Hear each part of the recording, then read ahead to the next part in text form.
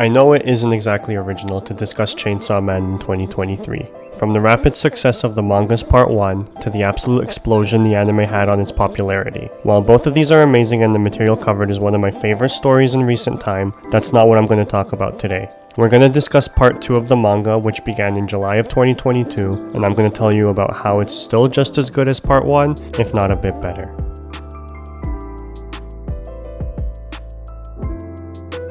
So for those of you who don't know, Chainsaw Man is a story by Tatsuki Fujimoto that started in 2018 and has been ongoing since then. It ran and ended in 97 chapters back at the end of 2020, and that is what we're going to call part 1 of the story. The ending of part 1 left our protagonist Denji defeating the big bad of the public safety saga, and now he's going through life as a normal high schooler. Or, that is what we're meant to believe with the end of the manga. With the ending of volume 11, readers are meant to believe that we were going to get part 2 almost immediately, following maybe a small break or something, similar to a story like Tokyo Ghoul when it transitioned over to Tokyo Ghoul Re. The reality is that we had to wait around a year and a half before we got to witness the start of part 2, with Tatsuki Fujimoto spending the gap time creating a few arguably incredible one-shots, the likes of Look Back, Goodbye Eri, and Just Listen to the Song. So July 2022 hits, and we get chapter 98 of Chainsaw Man, or chapter 1 of part 2, and what do we get? It's a brand new story, set in high school, with none of the cast members of part 1 present. There's no Denji or Pochita, nobody from public safety, and no devils that we've seen to date. Instead, we're following the new protagonist of Chainsaw Man, a girl named Asa Mitaka. Asa is an awkward girl, someone who has trouble socializing with her peers, and is generally socially uncomfortable in everyday situations. Chapter 1 does a great job introducing us to Asa and her character, and while not going into spoilers, we do get to see how this awkwardness gets her into some trouble with her classmates. I won't delve deep into it, but there's a chicken, and what happens to this chicken causes the class to go absolutely insane and despise Asa. Down in the dumps, she then gets introduced to the War Devil, signing a contract with them similar to how Denji did in part 1 with Pochita. The difference here is that the War Devil, or Yoru as she'll be called moving forward, is not that friendly with Asa, but rather has an ultimate motive and goal of killing Chainsaw Man with her power to create weapons on human body parts. With this, we get introduced to both the main hero and villain of the story at the same time. Instead of us having a protagonist who gets along with the devil inside of them, we have a nice back and forth dynamic, with Yoru taking over Asa's body throughout the series whenever she ultimately feels like it, and Asa going back and forth with Yoru's ideals. Asa does not agree with a lot of what Yoru stands for and her ideals, and Yoru is constantly trying to use Asa's body for her own selfish intentions of killing Chainsaw Man. At this point, we're a few chapters into part 2 and there's still no sign of Denji, our main protagonist from part 1. But in classic Fujimoto fashion, he brings Denji back in the most crazy way possible. I'll let this panel speak for itself, as I'm going to try not to make the video another synopsis of the plot, and I want you to read part 2 for yourself if you haven't already. So now we have Denji back in the story, and he's the same goof we all love from part 1. He's still speaking very simply, still poor,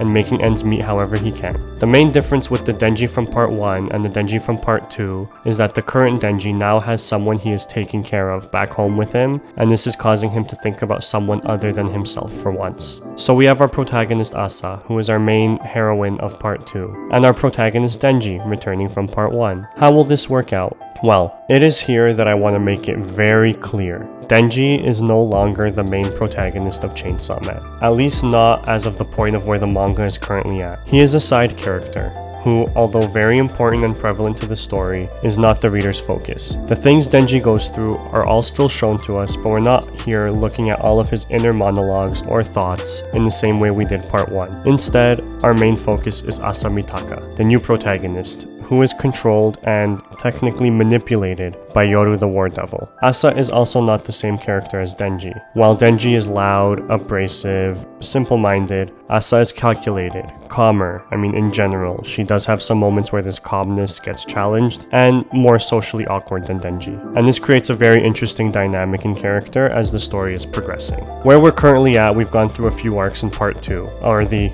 Academy Saga, as it's now called. We've had the intro arc, which is also referred to as the Justice Devil arc, the Dating Denji arc, and now the Falling Devil arc.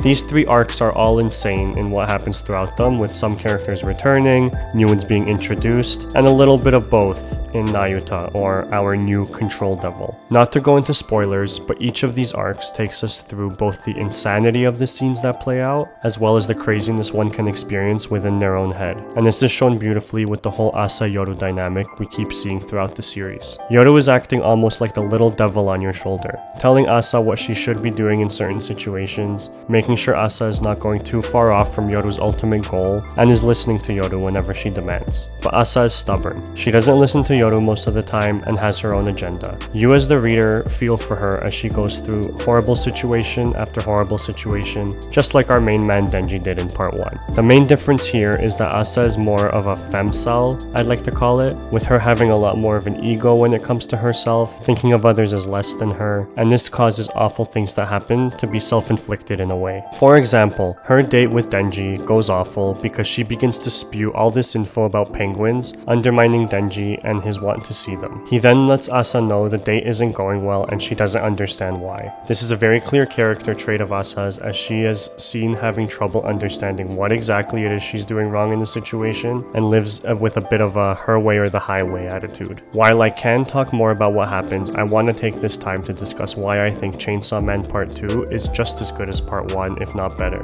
Tatsuki Fujimoto has definitely improved as a writer, from his first work being Fire Punch to today. Even with Chainsaw Man, you can see the paneling in Part 1 get a lot better, and the story feel a lot more cinematic as it went on. The Bat Devil arc and the final arc of Part 1 are almost night and day. Following the end of Part 1, Fujimoto went on to create 2 phenomenal one-shots, further showcasing his great paneling and storytelling ability. In Chainsaw Man Part 2, the art and paneling are some of the best work he's ever done. I think the manga now being a part of Shonen Jump Plus has something to do with it, given there's more freedom in how far you can take a story when compared to Shonen Jump, specifically in the visual and theming department. Fujimoto is able to take all that he's learned and improve on over the years he's been making manga, and he has absolutely snapped with some of the artwork found in this part of the story. The story structure as well has been changed drastically from Part 1, and in my opinion, it's still just as good, with me actually preferring some parts of the storytelling here than in Part 1. Part 2 heavily showcases the internal struggles people go through in their everyday lives, and parts of the story delve extremely deep into loneliness, anxiety, self-awareness, among other aspects of oneself. The story here is still in its early stages, with the main threat really being only revealed subtly in one of the most recent chapters. All in all, I wanted to make this video to let people know to continue reading Chainsaw Man's second part if they haven't already. It has all the craziness and detail that Part 1 did, with a new, amazing protagonist, and the way that the story's going, it looks like we're in for an even crazier ride than we got in Part 1, and I can't wait to see where Fujimoto takes us from here.